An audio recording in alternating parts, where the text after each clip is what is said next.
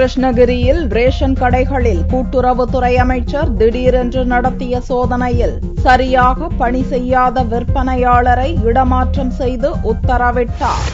கிருஷ்ணகிரி, தருமபுரி மாவட்டங்களில் கூட்டுறவு பணிகள் குறித்து அமைச்சர் செல்லூர் ராஜ் திடீர் சோதனை நடத்தினார். கிருஷ்ணகிரி அரசு மருத்துவமனை முன்பு உள்ள ரேஷன் கடை, மருந்தகம் ஆகியவற்றில் ஆய்வு மேற்கொண்டு பொதுமக்களிடம் குறைகளை கேட்டறிந்தார். அப்போது குடும்ப அட்டைதாரர்களுக்கு வழங்கப்படும் உணவுப் பொருளின் அளவு பெருமளவு குறைவதாக பொதுமக்கள் புகார் தெரிவித்தனர்.